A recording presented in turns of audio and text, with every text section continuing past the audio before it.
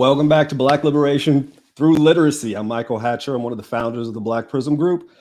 Black Prism Group works in, around, and through education to make sure students, families, and communities achieve agency. When we say agency, we really mean people's ability to direct power in the direction of their goals. So a lot of times in schools, you hear about equity, but equity is about other people doing for students. We were more interested in students and families and communities being able to do for themselves. So to that end, I'd like to introduce my partner, my buddy in crime. This is Kamar. Hey, Hatcher. Peace to all. Thank you to all of you who are returning for a second week. I always say you can be anywhere in the world today, tonight, this evening, but you are here with us, so we greatly appreciate it. We'd like to welcome all of you who are new to this three-part series, in which we really set up, I think, three goals. We wanted to, one, build awareness around this need in our community to distinguish between reading and literacy. We wanted to examine and perhaps look further about the ability or inability of our school structures and systems to do the work that's needed to be done for our community around literacy. And lastly, we wanted to make sure that we walk away giving you some tools that you can use.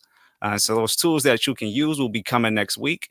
And we want to give a special thank you and shout out to our executive producer, Dr. Charles Cole of Energy Converters, for having a vision to bring this together. We do know that Dr. Cole does work in education throughout the country. Specifically, he also targets Oakland, California, which is where we're broadcasting live from. And so we want to give a big shout out to Dr. Charles Cole. Thank you for your vision around this work. Thank you. Hatcher, I think last time we jumped right into the discussion last time. And I said, you know what? We got to give the audience an opportunity to find out a little bit more about Michael Hatcher, and then subsequently, maybe next week, find a little bit more out about Kamar Gwynn. So can you tell me who is Michael Hatcher? How does this Morehouse brother, right, leave Morehouse and end up being a longtime educator? How did you take that path into getting an education? I'm going to start a fight. There are many stars in the HBCU universe, but there's only one sun. That would be Morehouse. But anyway, yeah, it's funny. My senior year, graduating, sitting out there with hundreds of other brothers about to go out into the world and make it a better place, because that's what Morehouse is all about. The graduation speaker went on this long tirade about how all the men of Morehouse graduate and become doctors and become lawyers, but all we need to do is give 2 years back to the community. If every brother from Morehouse gave 2 years back to the community, things would be great. So I was on the path to be a writer, still kind of am a writer. And I was like, I could do 2 years. So when I came back to California about a year and a half, 2 years later, I ended up working in group homes, right? And there was a series of group homes in the Bay Area that work with Black boys, and I worked there. And I love the boys, and I love working with the boys. And one day, one of the boys came home and was like, Mr. Hatcher, they're going to kick me out of school. You know, I was ignorant at the time. I was like, I can't kick you out of school, bro. School is a right. Everybody gets to go to school. So we go to this meeting called a disciplinary hearing panel in Oakland, and guess what? They kicked that brother out of school. I was like, how are you possibly kicking it? He needs school more than anybody I've ever met, right? So I was talking to a friend of mine who at the time was a teacher, and I was like, this is ridiculous. It shouldn't function like this. Kids need more. We can't treat kids like that. And she was like, well, I'm in a program. If you want to teach, just come to this program and you can teach. That was 25 years ago. So your 2 years turned into 25. My 2 years turned into 25. It did. You know, that brings me, I've been thinking a lot about, you know, what brings us to this work, and what continues to surface for me is this whole concept around Ujima, right? To build and maintain our community together, to make our brothers and sisters' problems our problems, and to collectively solve them together. And so for 25 plus years, you have been working diligently to help us do that, help us have these conversations and help us solve problems. But recently, we just launched Black Prism Group. And I feel like you're at a point in your career in which you're looking at doing something a little bit different. So what are your hopes and aspirations for something like a Black Prism Group, and what that can bring to education as well as the Black community? Yeah, we could be here all day on that one. So but I think one of the things we have noticed a lot of Black educators is that people talk about how schools ought to be, but not a lot of people can talk to you about how it actually is and what it actually does in the moment. So if you can't talk about what a thing is, you can't actually predict what it's going to do in the future. And it seems like there's a lot of people in education, I won't say who have all the authority to tell people what to do, but none of the legitimacy for the types of problems that we encounter for Black kids. And especially when the problems become really complicated, complex, even bordering on chaotic, when you involve the community, right? Because all the people in the building are not experts on the community. You're experts on the building and delivering services to students. But when it comes to finding out what the community needs, the community is the expert on what the community needs. But a lot of times we let the people in the building act like they can dictate to the community what it needs, and it should be the other way around. But again, people aren't talking about that in terms of how it functions. They want to talk about it in terms of how it should be in the future. And that's just not the way. So Black Prism Group pretty much at a level right now functions as a think tank. Right? We're really analyzing the problems that affect Black students in schools. I am a firm believer that if you could solve the problems that Black kids experience in school, you could solve all the problems in school. Because these behaviors they don't have anything to do with the Black kids. They have to do with the way the institution deals with education. Absolutely. Absolutely. And, as we talk about what's going on inside of the building, right, and what's happening, we have a kind of an insider perspective around those things. And we were joined, and before we pivot, by Christine Hatcher last week, and we'll bring her up in a second by way of introduction. As in some regards, I consider her to be a subject matter expert, right? And what I mean by that is subject matter expert around education. But before we pivot, what does it take for an administrator to be able to establish that rapport and that dialogue with the community and to bring the community in? Have you seen that done in any way possible effectively in your 25-year plus career? I mean, I know individuals, I would like to humbly put myself in that category, who are able to talk to people in the community and find out what they need. But it's a different skill set than what people want it to be. It's not, it's a completely different skill set. The skill set of listening to the community is literally what I just said. It's listening to the community, right? And you don't have the responsibility or the right to tell the community they don't need what they said they wanted. If the community comes in and says, we want bubblegum dispensers all over campus, my job is try to figure out how to get bubblegum dispensers all over campus. And if it's not doable, then to explain to the community why this just can't be done by a school. Right. But it's understanding, it's listening, it's being in the same, and trying to put yourself in a position where you could hear what people have to say and then try to give them exactly what they ask for. And that takes way more work than people realize, because it requires you to calibrate. Like, you have to put yourself into the other person's shoes sometimes you have to try to work to get them into your shoes. And it's not just telling people, it's not about facts. It's oftentimes about beliefs. And so you have to understand the other person's belief set, and you're not judging their beliefs. You just need to understand their beliefs so you can understand what outcome they want from that belief. Again, understand how it is so that you can get the outcome you want instead of trying to tell people how it ought to be. Absolutely. And, in reflecting from last week, I was thinking, we walked away, and I began to think about, did we really expound enough around the differences between literacy and reading? Right. And I would like to, if you can, in a second, bring in and introduce Christine, right, so that we can have a further conversation and outline some of the things that are germane to reading, vocabulary, right, phonemic awareness, etc. And to see how those things might be limiting our students' ability to achieve agency and liberation. But before we transition, I just want to let everybody know and remember that we are going to make this interactive this evening, right? And so on the back end, if you have a comment that you feel is going to add value to the conversation, or maybe we said something and you want us to expound a little bit further, put it in the chat and we'll be trying to surface some of those questions this evening. But without further ado, Hatcher, can you maybe introduce our subject matter expert for this evening? Yeah. So what's wonderful about Christine is that at every level that she has served in schools, she has been functional and she has gotten results. That's not something everybody who works in education can say. That's sad, but it's true, right? Christine Hatcher has been a teacher. She was a very exceptional teacher, got outcomes, not because she was nice to kids, but because the kids in her class learned stuff and they went on in the world and they took that stuff that they learned to do stuff. When she was a coach, she helped other teachers become effective.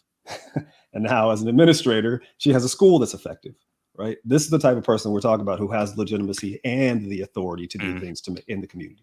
And so that's why I really am appreciative of whenever Christine's around, because she has the kind of insights that people need to hear about school, especially from the insider's perspective.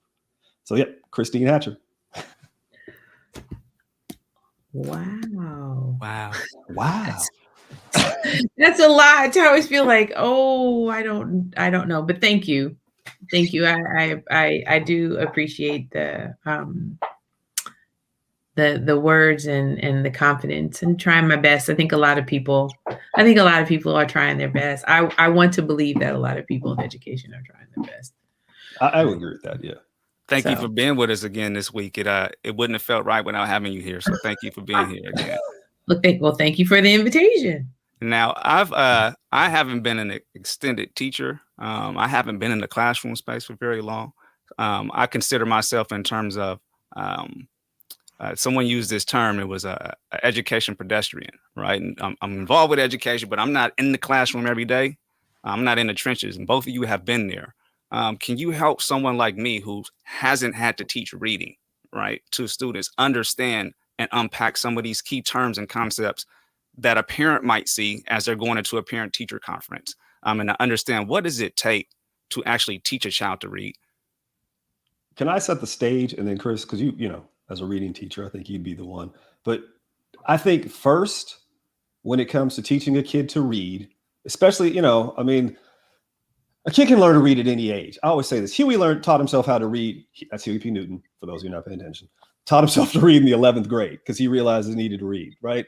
This crap that people tell you, like, oh my God, if you miss a certain window, you'll never be able to learn to read. That's what it is. It's crap. It's not true. But I think the first level of teaching a kid to read is the environment you create in your classroom. Does a kid feel comfortable? Is the kid happy? Is the kid having fun? Have you created a space where they want to be there? Because once you create that, it gets a lot easier. So, and I know that has nothing to do with like phonemic awareness or phonics, but I feel like that's always important first. Right. I mean, so, you know, there are, I think someone I just saw put in the comments that there's a science to teaching reading.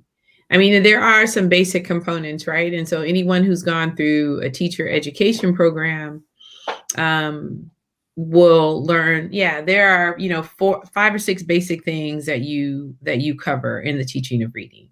There is a phonemic awareness, which is we understand that there are these symbols make sounds. There's phonics, where we take these symbols that make sounds and we begin to put them together, we begin to blend.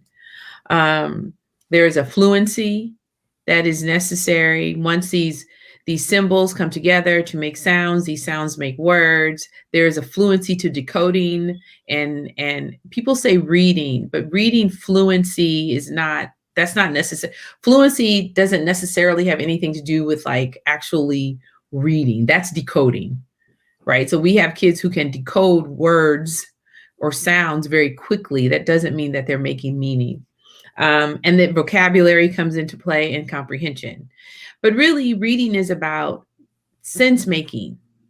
So if you want to engage kind of with the text, you want to, where does it connect, or how does it connect to my life? Is there something, do I have some schema for that, like kind of outside of what I'm reading, right? Mm-hmm. So reading is really meaning making for yourself. Yeah, I mean, I think, do you mind if I chime in? When a kid's reading, so on the fluency part, when a kid's reading with automaticity, which means that they kind of sound like we do speaking when they're reading that way, or then they're not struggling with decoding the word. Right. So in their head, it's a conversation. The book is a conversation. The text is a conversation that they're hearing, and they're not worrying about it. I mean, do it as an example for yourself. You can find these tests all over the internet, but there's all these tests where it's only the first letter and the last letter of a word, or the first couple of words, the onset, right? And then at the end, and then you'll still know what the word is. Because those of us who are fluent readers, we're processing the whole word really, really quickly, because we know in sense making what the word that should come after this word is even. Right. And there's some anticipation, right? You begin to anticipate what it's going to be as you understand, because as you're actually decoding text, you're making meaning as you go along. So it's like, okay, well, this logically has to be the next thing. Then this has to be the next thing. But there are students who are beautiful decoders who have absolutely no comprehension. Yeah. Like they have no idea. And I've seen that a couple times. I had a student who was beautiful, decoded with prosody, intonation, you know, just wonderful to listen to. And if you ask them, well, what happened? Their reply, I don't know. I don't know what just happened. Yeah, you know, and it was, which actually it was that interaction with that student that actually got me to thinking about how we define reading. Mm-hmm. That was one. And the other thing, for a little personal story, I could not tell you what my oldest daughter's first word was because it seemed like she was always talking. Like, I don't remember that, when people write that, I don't remember that because it just seemed like one day we were just having conversations. Mm-hmm. And one of the things you asked, like, what can parents do, is you talk to your children. And if you talk to them about, and we talked a little bit about this in your last, this is not a pod, it was like a webcast. Just kind of like this literacy that is in the home. And part of that is, talking to your children and bringing vocabulary in, not because it may or may not be like age appropriate. I don't know necessarily what that is, but when you engage in conversation with your children, or you talk to your children, they begin to pick up on a lot of different things, right? You talk to them about things that are going on. You are actually creating and building schema for them, even if they haven't experienced it personally. Mm-hmm. Does that make sense? So then when they go into the classroom and they hear stories that actually trigger something, like, oh, okay, I understand that. And so then they begin to go through this other process. So it's like almost like two trains running. Like, we're trying to we're building vocabulary, we're building schema so that when they begin to engage with text, they actually have something that they can grasp onto. Yeah, and you said, so at home, talking to your child at home around these things and listening to them and hearing them. If you are have ability in the chat, how often do you talk to students? How often do you talk to your child around reading and what's going on in the books that they're reading? Why don't you drop that in the chat if you are listening to the live stream this evening? How often are you having conversations with students and children around what they're reading? Now, I wanted to ask a quick question. We will have in the show notes some references to a lot of vocabulary that we brought up, phonemic awareness, comprehension, and those type of things. But I wanted to know, for a parent, and this comes because I just recently had a conversation with a friend. She sends her child to a private school, so she's paying good money for her child to go to this private school, and he's a rising second grader, so he just finished his first grade year. And I guess they do a diagnostic, like an assessment on his reading level. And they told her that because he didn't perform the way that he needed to, per se, satisfactory on this diagnostic, that they were going to hold him back. Right. And so this is a private school. It's not a public school. She's paying good money. Right. And so she's advocating and she's having conversations all the way up into the network's kind of superintendent. And it comes to find out that after having this conversation and dialogue, they retest her son. Right. After putting some strategies in place. And not only is he not getting put back a grade, but they actually recommended him to be skipped a grade. Right. And so what I'm curious about is that if I'm at home, right, what are some things that I can look at in terms of some warning signs? Right. So we talked about that conversation with your child. What should I be listening for? Right. How do I know at home that I'm trusting the school, whether or not I'm paying for school, whether or not it's a charter school, whether or not it's a public school? I'm trusting the school to do their job. How do I know that that's not happening and my kid might be in trouble? So can I mind if I take this? So Chris mentioned this earlier. She said prosody, right? Or prosody, who we talk to. East Coast, West Coast rappers. Depends on who you're talking to. But prosody is like, there's robotic reading. Today is the first day of the rest of your life. And then there's reading with today is the first day of the rest of your life. If you can read like that, right, you are actually decoding at a higher level. And it's important for parents to either read with their kids, read to their kids, listen to their kids read, right? If your kid sounds robotic in their reading, it's okay to have them read a passage aloud. It's also okay to have a kid read a passage aloud multiple times, right?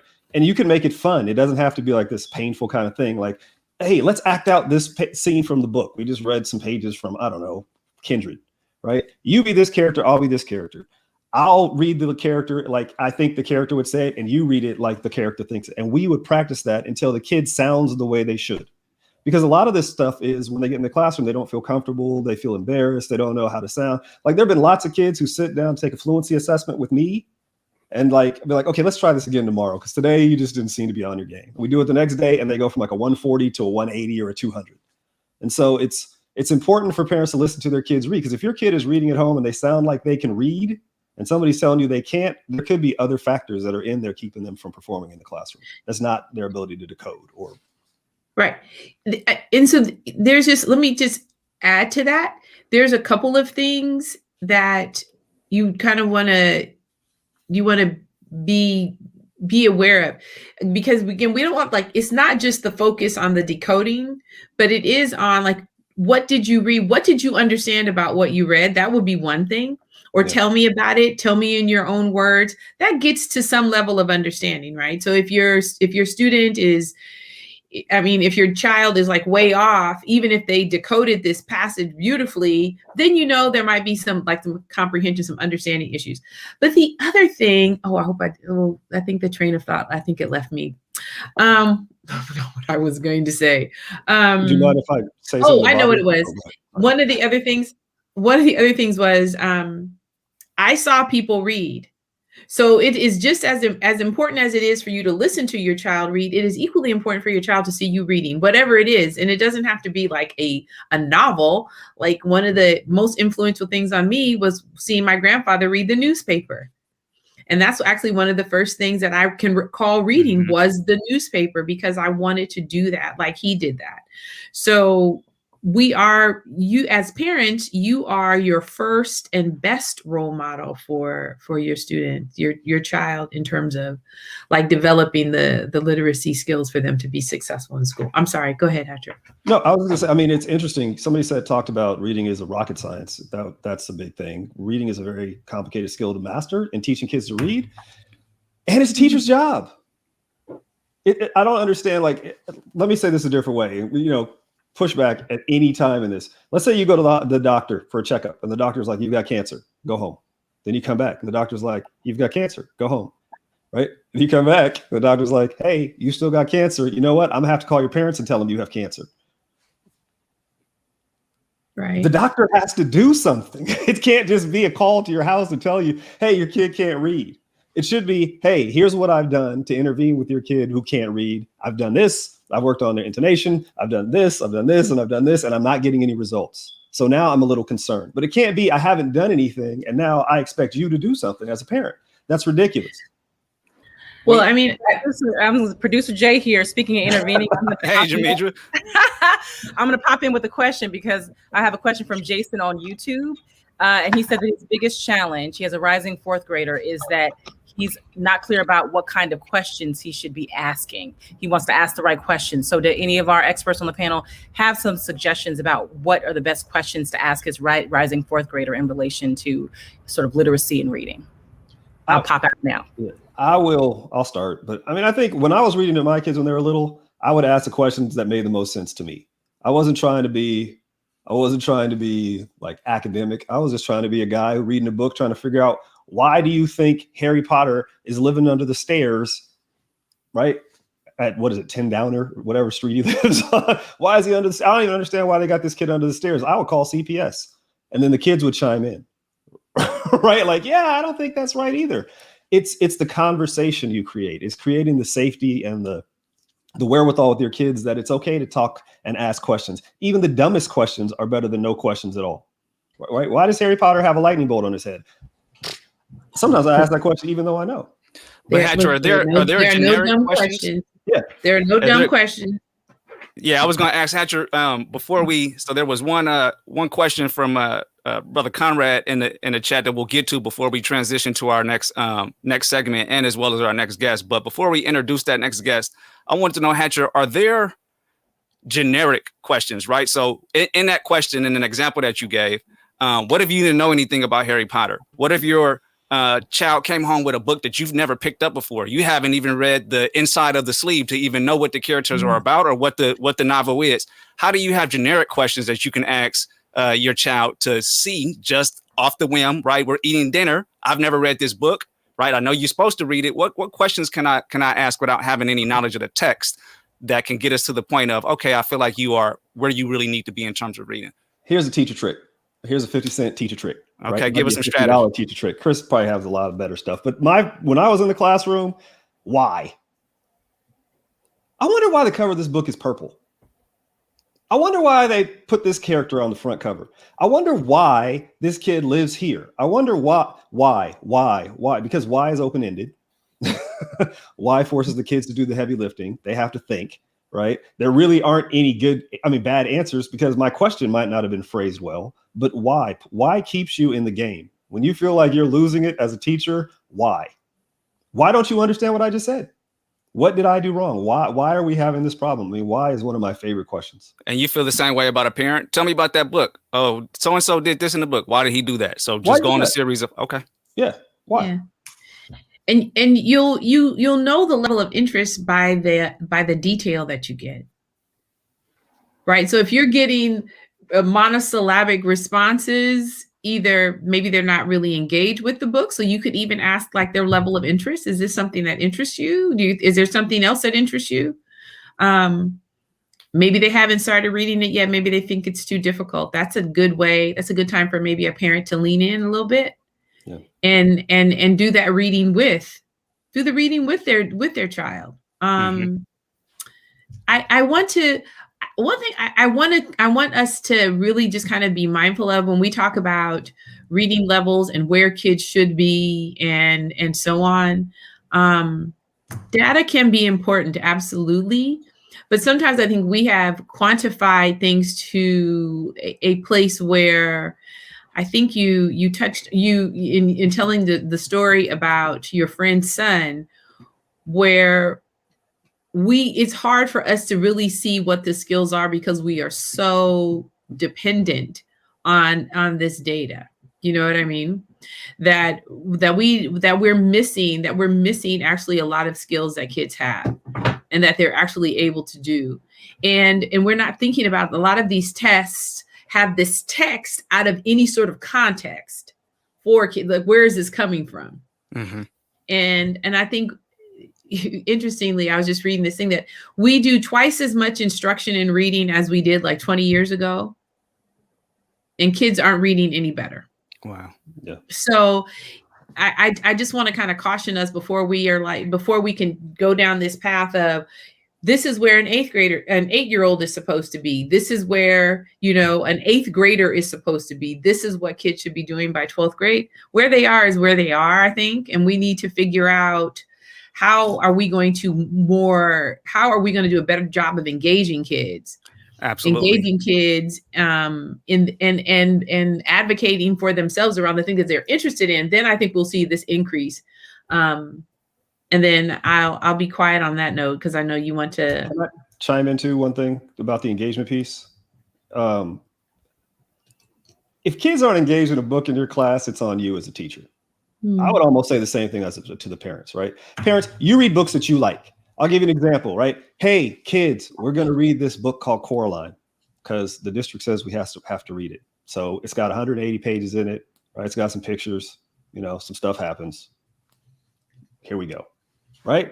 Or, oh my God, last Halloween I read this book. It freaked me out. I mean, like, after I finished reading this book, I had to put it down and walk away because I didn't know it. You know what? I think this book is too creepy for class. I'm gonna have to find another book for us. So how about I take this book, James and the Giant Peach, because this isn't as creepy as Coraline. What do you guys think? No, we want to know about Coraline.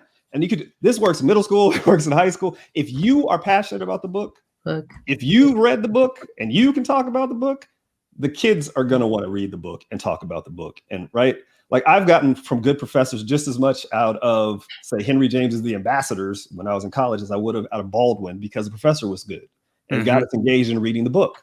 But if you don't want to take the time to get the kid engaged in the book in the beginning before they even turn page 1, that's on you, buddy. That's on you. Right. That's on the teacher. Yeah, that's on the teacher. And yeah. To that end, Hatcher, I think that that's a perfect segue into you have a particular set of goals that you think should be established for looking at literacy. But with that, Jason Arenas in the chat as well has said that, how can families leverage and reclaim this community space? And to that end, I believe that our next guest that's going to add value to our conversation has been in the community doing this work. He is not daily, right, inside of a structured school building, right, but he is deeply involved in this literacy work around something in particular, Hatcher, that you and Chris have mentioned around this engagement piece, right? How is it that we're leveraging happiness and engagement in reading to be able to do that? And so I want to introduce our next guest, a dear friend of mine and partner in the work that I do out in Berkeley, California, Berkeley Unified School District. And so this brother, Tyson Amir, is an educator. He's a musician. He's a community organizer. And perhaps most importantly, he's a freedom fighter. He's born and raised in San Francisco Bay Area. He's author of Black Boy Poems. I actually picked this up recently from Marcus Bookstores in Oakland, California. He's the author of Black Boy Poems and the Black Boy Poems curriculum. He's the founder and director of the Black Literacy Collective and a revolutionary educator who has started Freedom Soul Media Education Initiatives. And so I would like to welcome to our panel and discussion today, Brother Tyson Amir. Right on. Appreciate it.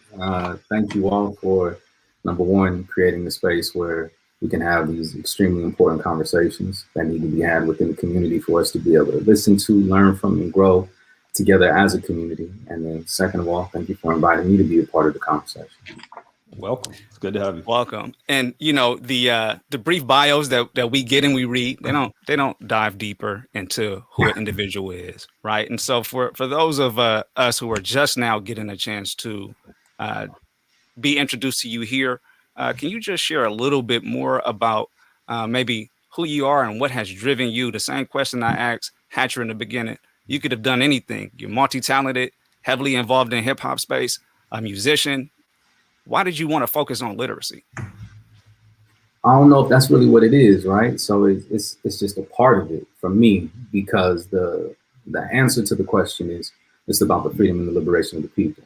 And essential component in that is we got to be educated, and not saying educated in the way that some of us might understand it using the like Western colonial educational model, but we have to be empowered with information. We should have information about ourselves. We should have information about our history, our culture, our tradition. We should have information about the world around us. We should have information about current conditions, technology, whatever it might be. A great way for us historically as a species to be able to acquire information is through the written word and all the different variations of that. I mean, if we think about, I'm gonna say Kemet instead of Egypt, like our ancient ancestors from various parts of the world. So looking at Kemet, the written language that they created, which in Greek terms is referred to as hieroglyphics. It's a written language. It is a way of being able to communicate and pass on knowledge from one person to another person, generation to generation. So the ways that we have historically pioneered when it has come to disseminating information from person to person, especially generation to generation, it's important for us to be rooted in that, and especially in a moment like where we are right now, because going back to my initial response about the freedom and the liberation of the people, we exist, this is my opinion, in a place and a time that is still perpetuating a colonial model, land being stripped from indigenous people and them being systematically oppressed by the existing institutions. Black people, people of African descent being brought here and exploited for this thing to be built up. So in order for something like that to change, the people have to be empowered in all the ways that they can be. And so utilizing information as one of those resources, as one of those tools in a way that we can respond in a revolutionary way to what we face is essential. And so I'm trying to be a part of any and everything, using the ancestor Malcolm X by any means necessary. So we're gonna utilize all the different means that we have in front of us. And so literacy, literature, reading, writing, math, science, all of those things are important tools and resources, and there are other important resources and tools.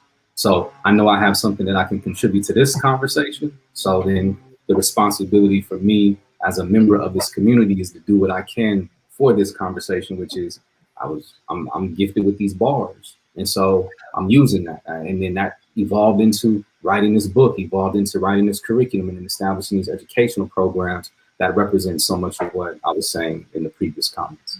Absolutely. And right before we bring, I like to call them the firm Hatcher and Hatcher, right before we bring our subject matter experts back in, I had a quick question.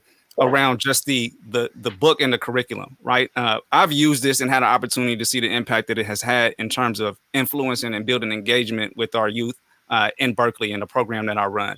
But can you talk about in your travels as you bounce around from district to district and you're bringing this into different communities, not necessarily Berkeley and Oakland, but all across the world, actually, China, everywhere, right? You're bringing this curriculum, and how has this influence? What is that aha moment that you're getting when you're out there in the community and you're bringing a text that you feel students can really engage in and be interested with? Bro, I mean, I think that's a great question, and for me, I never had a goal of being an author. But going back to something that Christine said, she was talking earlier about, and Michael as well, like the importance of being able to model. I think, Christine, you were talking about your father, your grandfather reading the newspaper or something like that. Like, this was never a goal of mine, but I am thankful for the fact that I had community members, I had parents that surrounded me with Black literature. And I didn't know the impact that it was having on me at the time, but it definitely had an impact. And so when the idea came to me for the book, it came, same thing, through the historical experience. I was revisiting Black Boy by Richard Wright, which is the reason why Black Boy appears in the title. So I was revisiting Black Boy by Richard Wright in 2015. At the end of reading that, I was like, I want to do something as powerful as what Richard Wright did for his day and time, for my day and time. And I knew that it was going to require some different tools because there were things that didn't exist in the early to mid part of the 20th century that exist now. Hip hop is an example of that. So I wanted to use hip hop as an important way of telling that story, which is why it features so prominently in the book. But then because of that, right, not being afraid to try to do something a little bit different, just what felt right for me, you know what I'm saying? That thing beginning to circulate. Kamar, and this ain't like trying to sell my book or anything like that, but there have been a number of times where I've been stopped by folks. They might see me with the Black Boy Poems thing on, or like, hey, you Black Boy Poems, or you wrote that? Like, yeah, bruh, I don't even like reading books, but I read your book. Mm-hmm. That right there, bro, that's what we're talking about. You feel me? Because we haven't had control over the system of education, the curriculum. Maybe we've been able to influence it to a certain degree, but for the most part, these are decisions being made by people that don't necessarily understand us, might not necessarily value our history, our culture, our students. And so this content is being put in front of them, and this is what they're being offered as an education. For some of our students, they get that information and they're like, I'm cool. I don't resonate with it. I don't feel it. You know what I'm saying? It's not hitting me. Mm-hmm. So when I'm getting that response in the community time and time again from folks who are elders, from folks who are young people, and they're saying, I don't even like to read, which I don't necessarily agree with, but I understand where that's coming from. But when they got this book in their hand, they felt they can see themselves. They felt that by whatever was going on in them pages, it gave them a better understanding of themselves and what was going on in the world. And they were inspired to want to read more. Mm-hmm. That's the power in it right there. And if I could encapsulate what that emotion and that feeling might be, perhaps it is vindication, but perhaps it is also happiness, right? So as we bring in Hatcher and Christine, Hatcher has this focus around trying to bridge this gap. So we've been talking about how reading is not enough and how we have to make this transition into literacy. And I think that Hatcher has this idea that literacy fundamentally should have three different goals. One of them is happiness, which we've kind of explored a little bit here. But Hatcher, can you introduce to the audience the other goals as well and how that might differ from the goals of reading? And then on the back end, let's jump into some discussion around the differences between literacy and reading and how we use that for liberation for our children. Yeah, so last week we talked a lot about the difference between reading and literacy. Like literacy has a strong component in achieving your goals and maximizing your potential. That's what you could use literacy for. And it requires you to be able to read because we're talking about printed texts to become literate. But it's important that people realize that the things that allow people to do well in the world are your ability to make decisions, decision-making, assessing risk, and then to manage your own happiness, right? And those are the kind of things that we need to be using literacy to get. We shouldn't just be using literacy, like I said last week, or reading to just get into a text. You want to be able to improve your life. You want to be able to get outcomes. If I have a goal, how do I achieve that outcome? How do I make the right decisions that will lead me to that outcome? How do I manage the risk of attempting to achieve that goal. And risk can be talked about really as probability that an event will happen and the impact that it will have in your life if it happens. And then happiness is like the quality of the life you live, right? Black psychology talks about that a lot, right? Like the difference between intelligence and smarts. Intelligence is the quality of the life you live, where smarts is your processing power. And I think these are the things that Black people need to focus on, because school is assimilationist. School is not based on a model where you go out there as a Black person and create your own business and create whatever life you want. It basically gives you two pipelines, right? One, you could get a moderate assimilation into this society, get a job, you could, maybe get a profession, you could maybe do some things, or you get the other side of it. You get disenfranchised, you get social inefficiency, which means you get the crappiest job that we have available, and you get stuck at the bottom rung of a caste system, right? You cannot allow other people to dictate what goals you want in life. And so for us, I think literacy is being able to dictate your own goals and be able to use those three things: risk assessment, decision-making, and happiness, to achieve them. If that might have been a lot, but that's pretty much how I see it. Appreciate it. And when I'm wondering, as we bring in everyone else, I'm wondering, is that a failure of reading, or is that a failure of our schools? So what I hear you talking about is that are those values and those things that you just mentioned just absent in our schools, or is it absent specifically for reading? Because when I hear, risk assessment and decision making, I want to know in the chat too, what do y'all feel those three: risk assessment, decision making, and happiness? Is that a role in the function of a school, or is a school literally just supposed to teach you how to do all the things we first talked about in the first segment, to decode, right, phonemic awareness, etc.? Who is that on? Is that on the institution, or is that on us as the community as we bring the panel back? I think, I was listening to that. I was thinking something similar, Kamar, in that what is the purpose of that instruction? Like, what is it that we expect kids to do? What is the expectation that we have? So we went through this whole period of, you go to school so that you can go to college, so you can get a good job, right? And we moved away from things around like vocational learning and training for kids, because this is what we're going to do. But as I was sitting here listening to you, I was like, why do we do that? Mm-hmm. Like, what exactly do we talk about? Because we don't talk about these things. We don't talk to kids about assessing risk as a function of literacy. We talk about it improving your life, but we don't talk about it improving your life from an asset. It's something, from an asset point of view. We talk about it from a very deficit oriented, like, if you don't do this, you will have nothing, or you go to jail. They love you to go to jail. Look, you're gonna go to jail, or or you're going to wind up working at McDonald's, which I took personal offense to, because shoot, I worked at McDonald's in high school. I was like, shoot, I got stuff going on. What are you talking about? So, I think that we're not clear. This is my epiphany of the moment. We're not clear about why we do what we do. Okay. And maybe that's why we, like, almost like generationally, right? We run into people who are like, I didn't like school, because we haven't made the why of school relevant. I'm wondering for people. Mind if I chime back in real quick, because I started this. I don't want to, eat up all the time. But one thing I've noticed with teachers over the last 25 years, going from a teacher to an administrator, teachers, like, there's three types of learning targets in the classroom. This is a little bit of education pedagogy, right? There's knowledge, there's skill, and there's reasoning targets. So, and they're also like lesson plan families.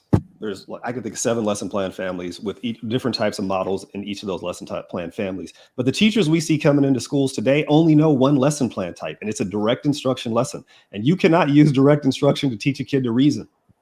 You cannot. It is not possible. You could use Socratic seminar. You could use inquiry-based lesson. You could have some kind of, collaborative group lesson. But you can't direct instruction into somebody's head how to think about the world. And the teachers we're getting only know how to do that. That's it. They know a 5-step lesson plan. I do, you do, we do, then your mama do.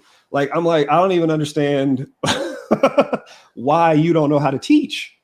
Like, what is going on in the teacher ed programs? That's just for Jay again. I'm going to pop in because we have one of our more active commenters on the chat, William Conrad. Shout out to William Conrad. He was here last week and he's here this week again. And he brought up a really important point that I feel like folds into this conversation. He talked a little bit about reading comprehension strategies. And so I'm wondering if you guys could talk a little bit about the importance of critical thinking skills, where that falls into the teachings and the lesson plans that you guys are talking about now. Is that something that's being taught in schools, in your opinion, or what can teachers do to sort of like help students develop those critical thinking skills? And Tyson, can you chime in? Because we've used that curriculum, right? Can you chime in around that?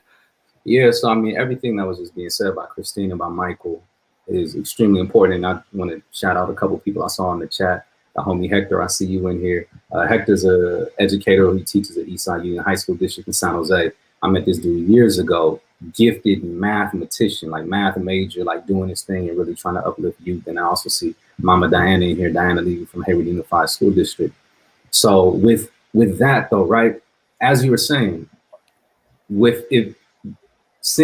and this is my understanding of it, since Brown v. Board and the push for integration, we have relied more heavily on the existing institution. And I'm not saying it was a wrong thing to do. Like, this is what the definition of the standard of what education was. We were forced to exist in a segregated educational system and create our own learning opportunities in many parts of the United States in order to provide for our community. And in doing that, we had a lot more control, but for sure, underfunded, underserved, intentionally underfunded and underserved, which is, I think, is extremely important to state. So then after that, pushing to get into these schools that were once segregated, now we're beginning to integrate, and then viewing that as the standard of what education is, we put a lot in that, it didn't give it back to us, like what we wanted and what we should be receiving.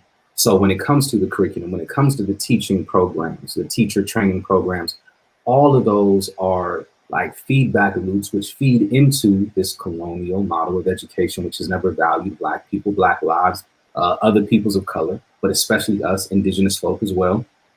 And so we get this degraded thing that they're passing off as education. Like I use a lot in a lot of the programs that I have a quote from the Honorable Marcus Mosiah Garvey. He says, "A people without knowledge of their past history, origin, and culture is like a tree without roots." So we'll begin to unpack that. I'll ask folks, in your school experience, did you learn about your history? Like your history from your people? No, most people will say that. Did you learn about your culture? No. Did you learn about your origin? No. So then if you successfully navigated that school system, you went through grades 1 through 12, they put this certificate in your hand saying that you are educated, but in that definition of education, you've learned nothing about yourself.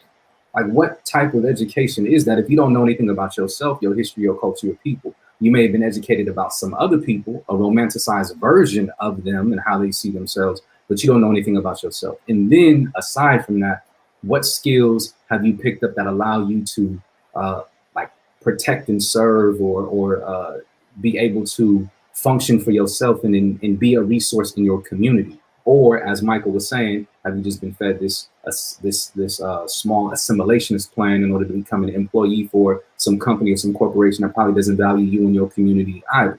So this is part of that larger context behind what is being passed off as an education for our folks.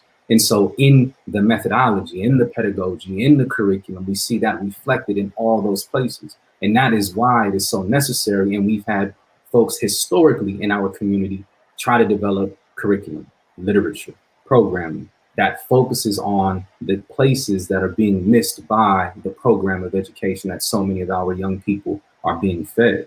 And so in the curriculum that I created, again, this ain't no commercial for it, I try to prioritize those things. We got to be thinking critically. We got to have the risk assessment and not on some deficiency thinking, but we're trying to survive this thing. So we have to be able to analyze what is going on, analyze what we have, and how we can use those things in order to be successful individually, within our families, within our community, within our society. And not only that, be able to analyze what's going on in our society, to recognize the things that need to change, and then develop the strategies and the tactics to begin to change those. Mm-hmm. So another quote that we break down a lot is something that comes from Huey P. Newton, and Michael had mentioned him a little bit earlier, from his essay called The Technology Question. And Huey said, "Knowing how to struggle is the essence of winning." Recognizing ills is fundamental. Recognizing how to overcome those ills is mandatory. So if we talking about, we got to know, you know what I'm saying? Knowing how to struggle is the essence of winning. If we want to get to a place where we can change the conditions in a tangible way, we have to be empowered by our information, critical thinking, risk assessment, understanding, and how we can implement that. We got to recognize the problems that are around us. And then not only that, recognize strategies and tactics that we can use to change those things. And our school program does not do that for our students, for many students, but especially for Black students. That's not part of the curriculum. It's just come through this little thing and you're going to come out on this other side. You're going to be in these jails and prisons, or like Michael was saying, super disenfranchised, or you're just going to have to go and get you this little job, be in debt because you're trying to pay for some college or university, and we struggling either way. Yeah, and I don't know how everybody is feeling, but I'm feeling like going past 7 p.m. Out our time on the West Coast. And so if we can continue this, I would love to continue the conversation. I think, Tyson, you just did a beautiful job of actually walking through, right, and giving a real world example of what Hatcher was saying with his framework in terms of risk assessment. Where are you sending your kids to school and what are they teaching them? That has to be a question that you have to ask yourself and do that risk assessment. Is this a place that I should be sending my child to school? Decision making, right? Do I have other options, and how do I walk through that? Because ultimately the end goal is for our children to be happy. Now I want to bring Christine back into the conversation, one around the curriculum piece, but also last week you talked about how we need to expand the definition of educators, what it means to be an educator, right? So maybe I perhaps haven't went into a credential program. Maybe I don't get a paycheck from a school district, but maybe I'm the usher at the church. Right. And I'm going to teach you how to tie a tie. Right. Those are curriculum things that we find in the community. And you come from a long string of educators. And can you talk about how perhaps, and I'm making an assumption, how there was the 9 to 5 of education, right? But then how those educators then showed up and put those uses into practice, into work, back into the community. I get paid for this at a job, but I'm then also going to take that to the place that I build community and use my skills as a teacher, right, to be able to build those things out. Did that happen along the way? Or is that something that we can get back to perhaps? First of all, like I'm still processing, like, Tyson. I'm like, oh, okay. I'm trying to take some discrete notes and not be looking down and kind of keep my focus forward. I think that yes, I think that like I saw, like, oh, what are strategies? What are skills? Things like that. I think it's more important for us. It is less important for us to focus on those things than it is for us to talk about like real life things. So one of the things Tyson was like, no, kids would, and Hatcher has said lots of times, kids are not going to come to school and learn certain things, right? These are things that actually should be taught in the home. And that's what we talked about last week. Like, literacy doesn't begin at school. Literacy begins at home, right? Especially for Black kids. But also we talked about how traditionally, or Black folks, like, school is supposed to be the place where things happen. But then we're always kind of confronted with this question, like, now what do I do? Because these things aren't happening. I want to make sure that I'm answering the question you asked. What are the things, let me make sure, what are the things that parents can do to engage with schools differently?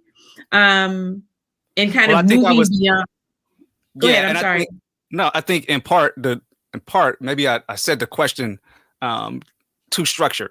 I think what I was trying to get at is that your definition, it was brilliant last time in terms of we have to broaden the horizon of who we consider to be educators. And we know that if we do that, our curriculum then goes deeper than, quote unquote, some of the strategies that we lift up in school systems. Right. And so I was wondering, perhaps the value of an educator going back into the community and then teaching those things, right? Saying, some people say that it's an unfair burden of responsibility for us as Black folks to have to go do our 9 to 5, but then also do that in the community.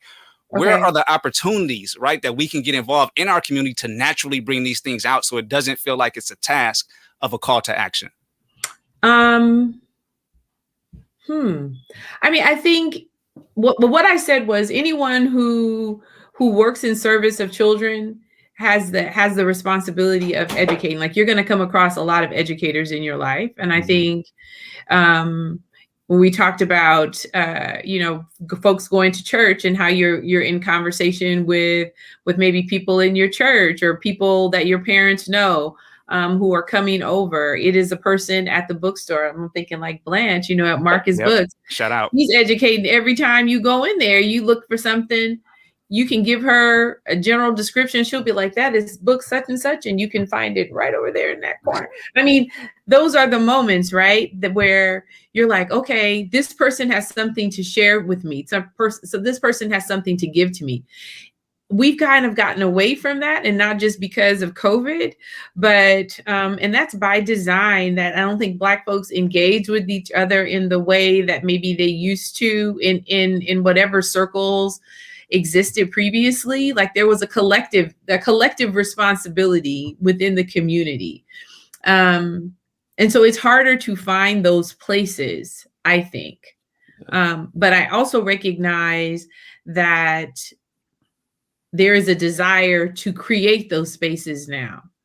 And maybe always, I'm just trying to think of like, what are some of the things that you can do or I can do? I mean, you can do you can start a YouTube channel and you can read, you can just read books, you can read poems, and put it out for kids to access, right? We know that folks are working. Parents don't always have the time. So we want to kind of create things for kids to be able to access. Donating books, volunteering. I know that's a little harder to do, but if you can volunteer, go and volunteer, share your life experiences. They don't have to be perfect experiences. They just have to be experiences. And the more kids can be exposed to these things, it actually begins to develop those things that you have defined as necessary tools to literacy. Mm-hmm. The other thing I want to say, because we don't think about this, we always go, oh, literacy is so tightly attached to the notion of reading, when truthfully there is just a literacy that is necessary to access any content area. Yeah. There has to be a literacy. There has to be some sort of understanding. You have to be able to make some connection to something. And that doesn't just exist in reading. It's there in math. It is there in science. It is there in history. So it's just this whole idea that literacy is not limited to, stories and storytelling, but absolutely across everything. I kind of want to not push back on you, but I want to push back to what Conrad asked earlier too. It kind of makes me sad now. We're going to get letters. We're about to get letters. Vocation of uniqueness. When I was younger, Black people knew what was special about being Black, and they knew where we were going. And it wasn't always assimilationist. Like, Black people would talk about, we need to control our own critical infrastructure. One day, Black people are going to have our own space where we can go and we can do our own thing. We don't have to worry about other people. And Black people would present their best self to you when you were in the community, right? There are people today who I know were shady as hell, who, when I talked to them as a child, they seemed like the most put together person ever. And that wasn't because they were fronting. That was because with a child, you present your best self. You present the person you want to be for that child. And nowadays, a child could talk to a kid to a parent or an adult, and the adult will call them a little MFer. You ain't going to be nothing. You ain't never going to do nothing, right? Like, you've got to have a belief in yourself of what it means to be Black that's special and what we can do as a people to benefit ourselves. That's something that we don't touch on that much, but it's really important, because a lot of Black people, I'm going to say this, are only Black at interface. The only time they talk about being Black is when something bad happens. And so their whole life seems like it's trauma. Like, the only time they talk about being a Black person is somebody gets shot or somebody goes to jail or somebody loses something. They don't talk about Black people in terms of, we've created stuff, we've done stuff, we're great. It's good to be around Black people because we're supportive and collaborative, and that we have this belief in consubstantial nature of the universe, to go back to Kemet, right? Like, but we are losing that. We are losing that. And so, sorry, I couldn't. No, isn't part of that, like, there's the not knowing, Maybe. I mean, part of that is the not knowing. Part of that is we exist and function in systems that weren't designed by us, that were not designed to benefit us. But as I have heard numerous people say, the system is doing exactly what it is designed to do. I mean, it wears away at your stamina. It wears away at your resilience, right? Yeah, that's why one of the collective strategies is what we're talking about, right? You were just mentioning, Christine, and I think to a certain degree we're demonstrating that. But the more that we can make what is being described right here concrete, like it's tangible, it's being felt, the better. Like we need the power of the collective in order to navigate all this madness that we're being forced to do. So, or that especially our young people are confronted with on a daily basis when they're dealing with school. So it is difficult to understand how to deal with IEPs if that's something that, you know what I'm saying, your family or your child is dealing with. It's difficult if you're trying to get them in some advanced placement stuff or whatever it might be that school system has, there's challenges with that. So if we can use the collective mind frame in order to support each other, to make sure information is where it needs to be, and then Conrad been going off in the chats about, we need to have our own, which is real. So like my strategy, I don't like to give it away a whole lot, but I think it's important for this. But like when I had the idea for the book, when I had the idea for the curriculum, this was the thought process, because this is also the historical example. It's not like I just came up with this new idea on my own, but I knew that by building this book and by building this curriculum, I had something that was going to allow me to infiltrate the existing school system and make sure that Black kids and other kids of color would have access to content that is going to do so much of what we've been talking about in this call. So those students who said, I don't like to read, but I read your book, that's why my book needed to be there. You feel me? But at the same time, I am then I'm appropriating the resources from the public school system and using those to build our own independent institutions, because if we're serious about providing the educational supports for our community that we want, we have to have our own and control our own. And we've been in positions where we've been able to do that before. We have some spaces like that right now, but that's not the reality for so many of us. So our families are dependent on putting our students in this public education system, which does not value us when it comes to curriculum, pedagogy, all of that stuff. So this is what us to be able to do two things at once. You know what I'm saying? So the more that we can as a collective, like we got folks who are mental health service providers, we got people who are educators, we got people who have expertise when it comes to literacy, when it comes to curriculum design. Like we have to work as a collective in order to make sure that our community has access to those resources. And then another piece I think, which is extremely important, sometimes when we have this conversation about education, we prioritize folks based on, again, a white supremacist, racial capitalist model, like the not necessarily the middle class. Like we prioritize more of the middle class Black experience, and that alienates so many of our people who might not have access to good Wi-Fi, computers, you know what I'm saying, and can get to certain technology that unlocks certain resources that they need. Like we gotta, and Conrad went in again, we gotta be guerrilla with it. You feel me? Like we gotta be on the ground and make sure that our people have access to the information. And so that goes back to something that Kamar was saying. I could have been rocking on the mic, doing my international tours like I was doing. But if I'm really serious about this content, I got to bring it to the people and be in step with the people where they are. You feel me? And so we need these books, we need this curriculum, we need these programs. I have some knowledge that can be beneficial. I don't have it all, but I can find some other people that can help us get more of that picture. Let's bring it directly to the people so they have it. And let's not use the agenda of let's build our own.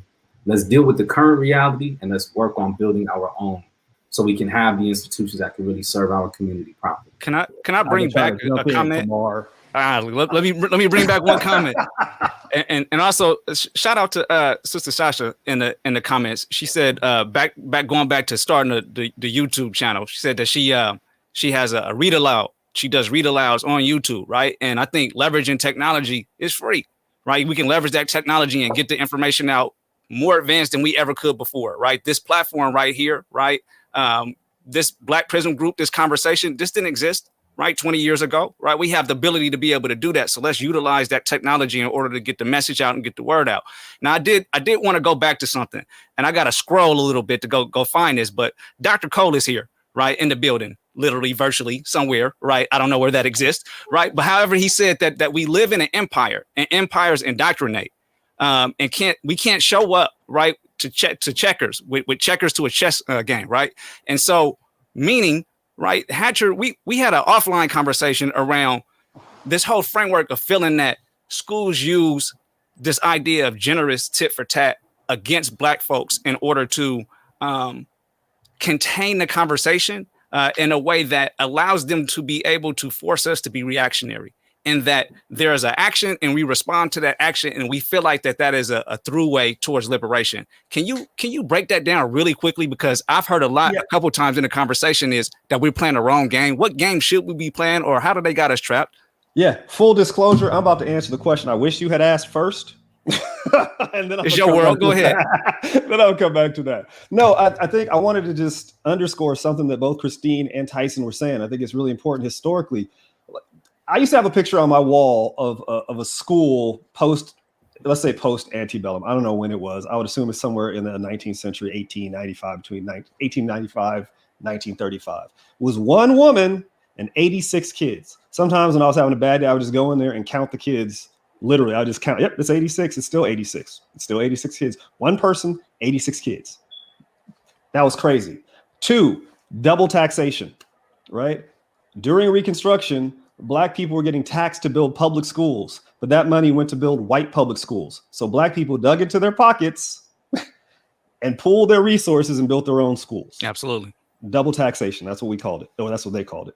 And then the third thing is, it's interesting to me, and this is the thing that I was thinking about while both Chris and Tyson were talking about. We always talk about, oh my God, all the great things that happened during the civil rights movement, all the Black people who did all the great things. Okay. But nobody talks about all those Black people who did all those great things during the civil rights movement were taught by Black people.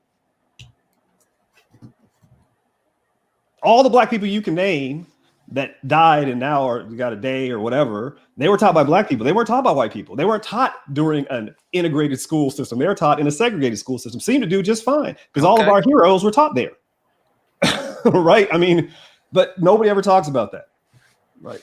So, okay, now your question was generous tit for tat. What is the game, right? And how are we playing the wrong game? What game do we need to be playing in order to get more towards literacy and more towards liberation? So the generous tit for tat idea really comes out of diplomacy. It's the idea that, has everybody ever heard of the prisoner's game, the prisoner's dilemma? You take two people, put them in a room, and you tell them, if you snitch on your boy, you'll get away. Well, right? That's not what I heard it called, but I got what you're saying. Yeah, I know what I'm trying to, I don't know. But basically the point of the game theory game is, if those two people cooperate, they both get off. If nobody talks, they both get off. If one talks, one gets off. So the optimum outcome is cooperation. That was the point. And generous tit for tat is the idea that I offer you cooperation. Hey, you know what? I think you and I should work together to create a very happy and healthy relationship, or a happy and healthy space. And then you fight me, right? Like you literally push back, maybe physically. So I fight back with more force. I push back with more force. And then after I've established a control, then I say, now do you want to cooperate? Now do you want to cooperate, right? Like I offer cooperation. You said you wanted to fight and struggle. So we struggled. Now you're on your ass. Do you want to cooperate now? Right. But I feel like the relationship Black people have with schools is generous tit for tat. Black kids come to school, like Chris said, with a bunch of literacy, a bunch of skills, a bunch of things that are in their back pocket. And school punches them in the face and says, do you want to assimilate? And they're like, nah, I don't want to assimilate. But, so you don't want to cooperate. You don't want to cooperate. Right. I really believe that all the kids that we say are a problem learn to be a problem in school. They don't learn it at home. And I think that's a function of the generous tit for tat. All these kids that we say, oh my God, they need to be suspended or expelled, they learn those behaviors at school. They did not learn those behaviors at home. I don't care what the home is like. And so I wonder if school is systematically reinforcing in people that if you don't assimilate, if you don't fall down or kneel down in front of the empire, we will beat your ass until you do.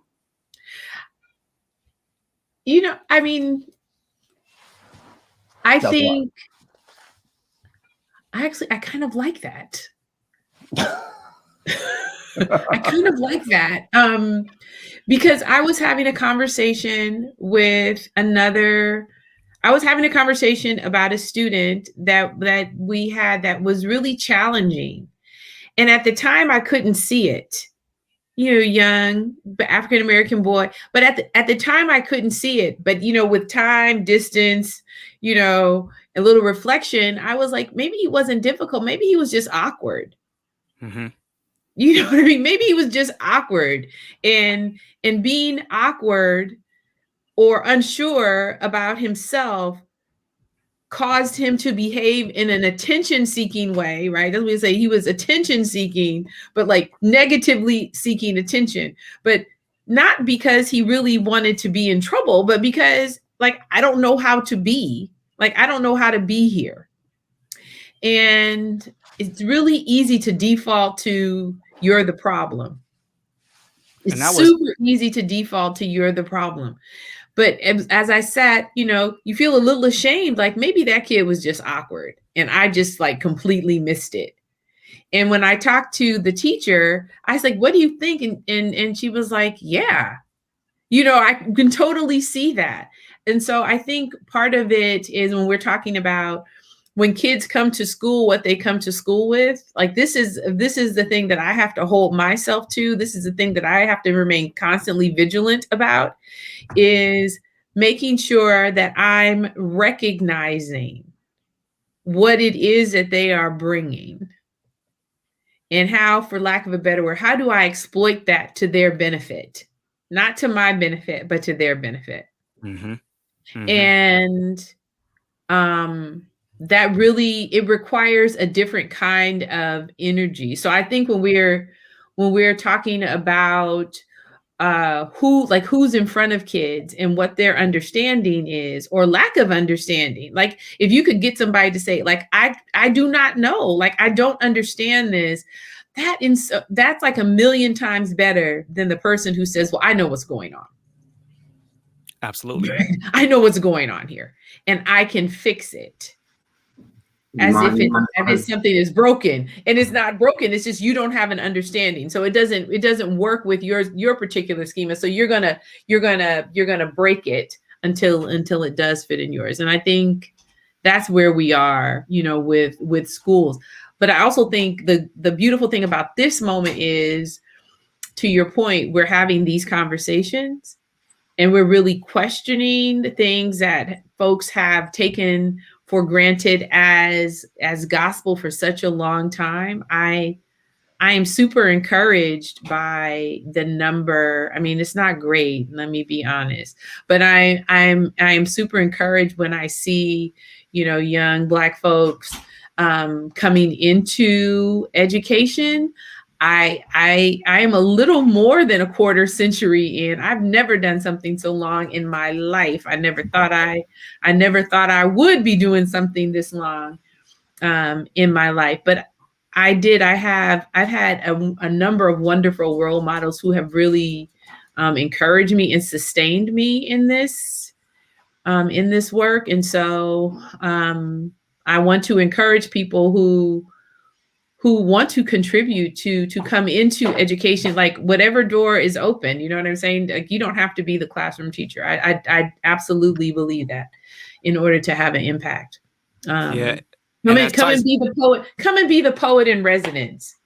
Like you can impact a lot of kids that way, or the musician or the artist or whatever it is that you do, you know, bring those talents to the schoolhouse until we can change the schoolhouse. Mm-hmm. Into a better place for everybody. And as Tyson jumps in on the back end of this, we want to say that, you know, sometimes literally in the game, you got to go into overtime, right? So sometimes, right, it gets so good and the competition is there and we're right in the moment and we don't get it done in the 4 quarters and we got to go into overtime. So we appreciate everybody who's been sticking around for us in overtime. We're going to go a couple more minutes, but Brother Tyson, you wanted to respond to this. Yeah, this. Mm-hmm. Definitely, because both points I think are, I mean, I'm with y'all on that. And I have some experience recently with those exact same things, the impact of the institution on our young people. And so one of the partners that I work with, Dana Levy, she's in the comments right now. So she runs an organization called ASAI, African American Student Achievement Initiative. And this is connected to Hayward Unified School District. So I'm running one of my programs through Acai for Hayward Unified, and that program is called Black. I love this acronym. I think y'all gonna feel it. So Black stands for Building Leaders and Activists with Collective Knowledge. That's what the Black program is about. We go in, you know what I'm saying? And the way that we do it for Hayward Unified, we have a session for the students, and then we have a session for the parents and the community members to make sure that everybody's getting the same information. We build community, we build the collective in that way. One of the things that we added as a component to the Black program was culturally relevant mental health services. So y'all, like, I got students in 5th grade, 6th grade, 7th grade saying, I want to talk to a mental health service provider. And they're able to say that because they feel comfortable in the space that we've created for them. But they're talking about the stress, the pressure, the frustration that they have based on the school programming that they get. You're talking about kids in the 5th grade, 4th grade saying, I need to talk to somebody because the way that I'm being indoctrinated through this educational system is so problematic. Like, I feel it, I might not understand it all the way, but I need somebody to talk to. And because we've created a space where they're starting to feel more empowered and feel comfortable and feel safe, see themselves, see their history, they're able to advocate for themselves a little bit more. So we have those things. And then, like, it's getting to a point now where it's not only the conversation happening with them or the supporters with them, we're now being able to support the entire family with that. Because that's just one example of the real cost of sending our young children to these schools. You know what I'm saying? And there's way more ridiculous aspects of it where we've seen videos of school resource officers putting hands on our kids, you feel me? Because how from day one, we have been deemed or defined as the villain and the outcast along with our indigenous brothers and sisters. And so every single institution that these people have created have constantly cast us in those roles. You know what I'm saying? So just school is one aspect or one part of this much larger equation where we've constantly been casted in that role of villain, problem, all of that. So then Conrad, again, the student blame game is a huge industry in K-12 for sure it is. You know what I'm saying? But that's why we have to do whatever we can to have influence over the existing system and then build our own systems. And so I thought that based on what y'all saying, like seeing that in young people saying, I need somebody to talk to because of what they feel happening to them as a result of their school experience. Like, we're dealing with that right now. And that's just one little piece of the spectrum of the experience that our young people have. We have it as rough as folks being arrested and beaten, shot and killed at school by school resource officers because they're being viewed as a threat for just living. And then we have that where you got a kid who might even have a 4.0 GPA. You know what I'm saying? You think, oh yeah, they winning, they successful, but they still feel the pressure and the stress of it because they know this is not set up for them. And they're reaching out for help. And so the more that we can do again as a collective, the better to support our young people because they need us. I mean, we all need to be involved in that because we heal and we grow together. And that's why in the example of that program, we have the parents and the community members a part of it as well. So they can hear from their students and their students can hear from them. And we can try to address these problems as a collective to move forward. Yeah, and I didn't know that was going to be how we were going to frame a lot, but we've heard a lot that principle of Ujima, right? That has been a constant thing of just our collective works and responsibility for this evening. And as we get ready to maybe transition towards final thoughts and reflections, wondering as we transition there and get ready to kind of tee up what we'll be doing for next week, is there a sub game to be played? Right, if we're playing a game that is eventually leading us down a pathway that hasn't been successful, if we're trapped in a game of generous tit for tat, is there a sub game to be played? And how do we begin to have conversations around how do we develop that sub game? I'm thinking of that because Christine said something earlier in which, the literacy component and the reading component have to be happening. Those two trains have to be going at the same time. If we don't necessarily control the institutions and have full range over what those look like, and we're going to be sending our students there, is there a sub game that we can implement within those structures and systems that helps bring our students closer to liberation? And that doesn't necessarily have to be answered here and now. That can be a place mark for, or a bookmark, right, for the next conversation for next week. But I would like to, as we get towards our final kind of comments for this evening and closing it out, to think about, is that possible? Is it possible for us to introduce and play a sub game?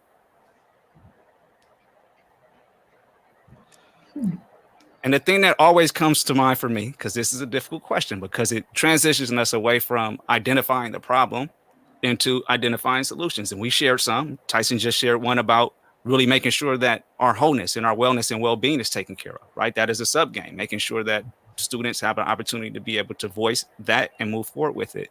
But I think the sub game for us has always been the ability to say no, right? The sub game for us has always been our ability to defect, right? And so we might not control the situation, but we do control whether or not we show up there every day. And we control how we do show up there, and we control what we allow to happen to our students. And so we might not have yet the agency to run and control the K-12 system for our babies, but we do have the ability to defect, right? We do have the ability to do something a little bit different on our own in the community, and wondering, right, if we can talk about, not necessarily today, but hopefully bringing it back for next week, some closing comments around that, and thinking about, is there a sub game that we can actually play? And has there been a sub game that we played in the past that's been advantageous for the end goal of liberation? Wow. I mean, I think one thing just to know, don't abandon your kids to the school. It sometimes is horrible in there. You know, that's just the way it is. Hanlon's razor. Let's start there. Hanlon's razor is simple. It's never attribute to malice something that's more easily explained by incompetence. Right. The person who's in front of your child, most likely, if you're not getting the results you want, is incompetent in some level. They don't have the skill to do a certain thing at a certain level, and you need to suss that out. Because I guarantee you, it's easier to put the blame, like Conrad said earlier, William Conrad, it's easier to put the blame on the kid than it is to put it on me, right? Education is the only occupation where you could blame the outcome. You can blame the product, right? Like, oh, it's the kid's fault he didn't learn how to read. If he had done all the things I've tried to beat into him to do, he would have learned to read. But that's not true. It's the teacher's responsibility to teach the kid to read. And if the teacher can't tell you what they did to make sure that happened, then assume it's incompetence, not malice. Right? Because that's important. Because I see parents go off on this, oh, she hates Black people. And there's no way for you to value that. I can't say that's true or not true, but what I can say is she didn't or he didn't do their job. I could hammer that nail all day. They're just not doing their job. They didn't give your kid feedback. They you know, how many kids have you talked to who they turned in a paper in, I don't know, November, and they didn't get it back until December when it's time for grades to come out. And now they find out they got an F, right? Like that's just unnecessary. They should be getting feedback every 24 to 48 hours for everything they turn in. And so it's important for you as a parent to know that the person who you're talking to might be incompetent. Don't just believe everything they say. And it's sad to have to say that, but that's what we are right now. Mm-hmm. I think one of the things that Tyson said about the program in Hayward, and I can't remember if it was you, Kamar, or you, Hatcher, we talked about parents, and we talked about how, maybe it was you, Kamar, we talked about there are barriers, right, to parents engaging in school, and why might that be the case? And we can go, maybe they are informed by their own experience with school, or lack of engagement with school. So there's some piece that you said, which is we work with the child, but we also work with the parents. Mm-hmm.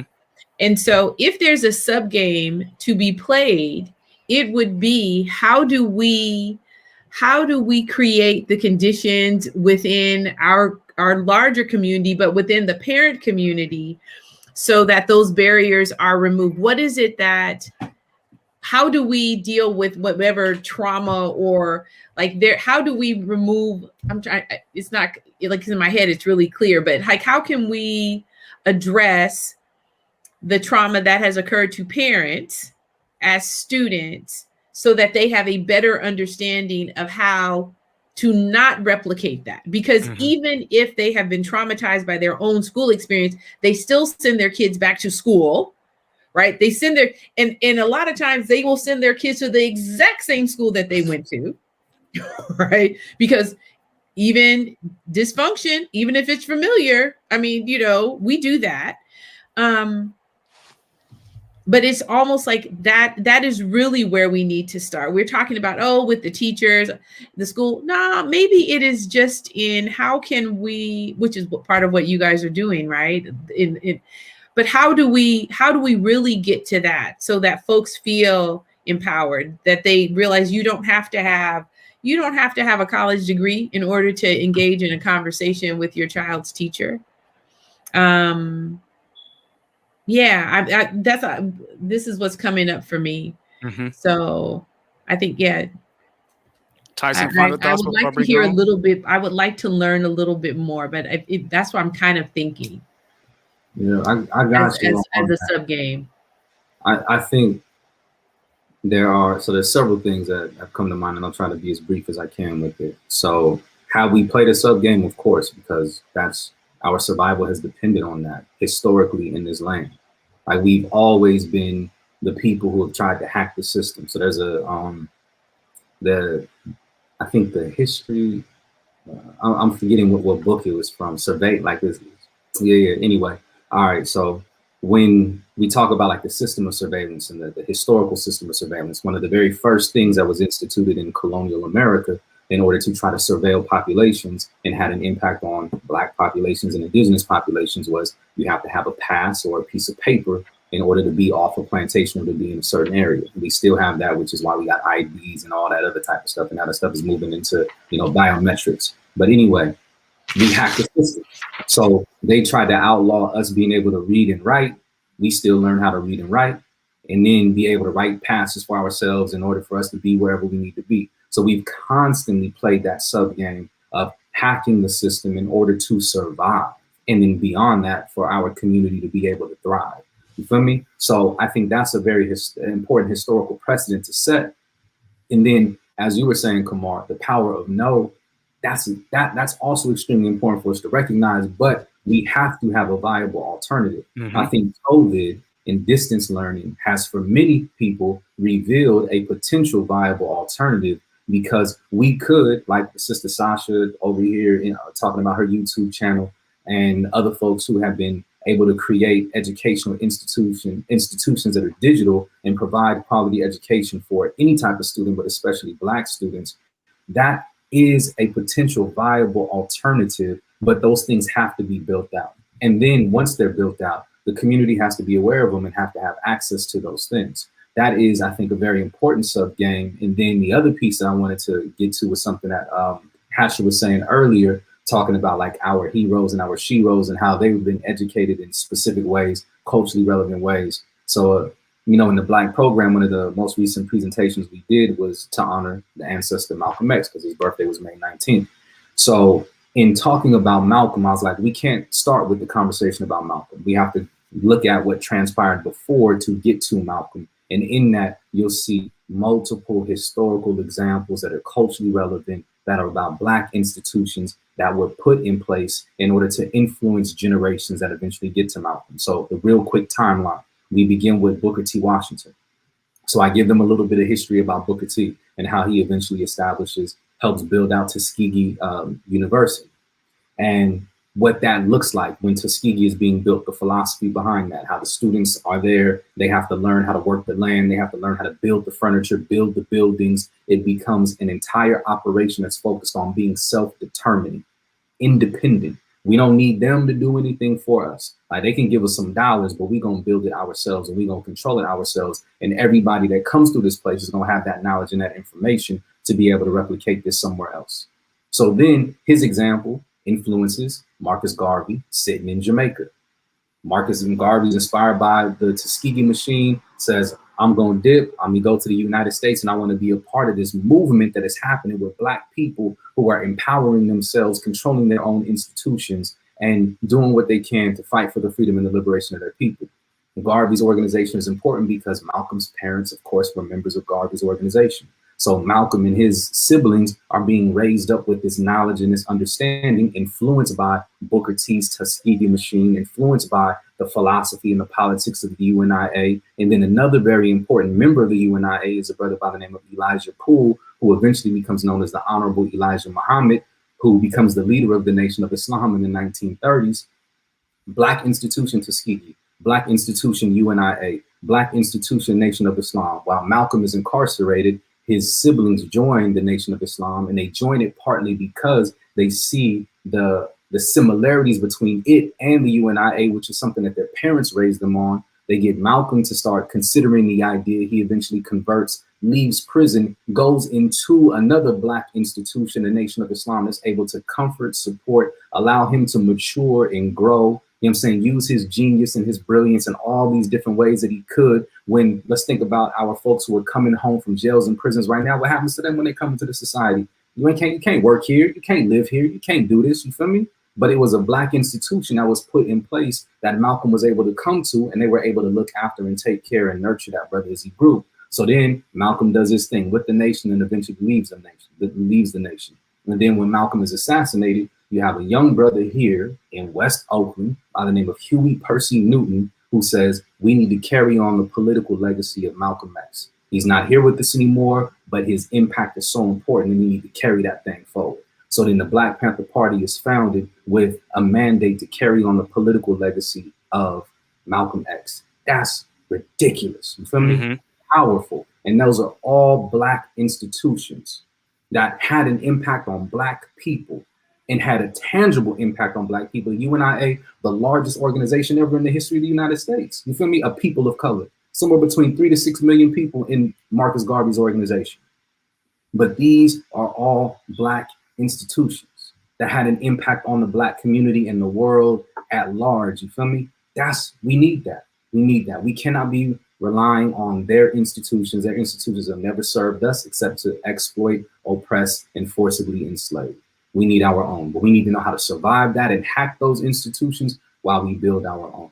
And so I think that is that sub game that we've historically played, that we need to play now. But when we're talking about education, there are specific things that we need to build in order for us to be more effective playing chess in that sub game. And I think COVID has really revealed some new strategies that we can utilize. We talked about it earlier. We can use this technology in order to get this information to our people. We just got to master the way that we moving through this so we can get that ADA money or get whatever money we need in order to build these things out and get the information to our people so our community can be fed properly. Respect. Thank you for that, brother. I think you said it beautifully. Have we done it? Yes, we have. And if we look back and follow those breadcrumbs, there'll be clues in there to how we do it again. I'm looking forward to next week to wrap up the 3-part series and thinking about what are some examples that are doing this right now inside of the school, and as well as what are some things that we can do at home. So we'll be continuing that conversation, same place, same time next week. And we'll be bringing forward a brother Christopher Oakes out of Berkeley Unified School District, who is running a program called the Moja program, which is actually playing a sub game within the school institution and sharing some knowledge about how we put that forward and get that done while our babies are there. Right. And then we'll come back on the other end and have a group conversation with all of our guests who have been here about how we play a sub game outside of the institution simultaneously. As always, if you felt like you've gotten value right from today, go ahead and follow us and like us on all the social media platforms at Black Prism Group. We want to give a shout out again to our executive producer, Dr. Charles Cole of Energy Converters. And last but not least, I would like to give a special thank you to all of us who have joined in and engaged in this robust and rich conversation.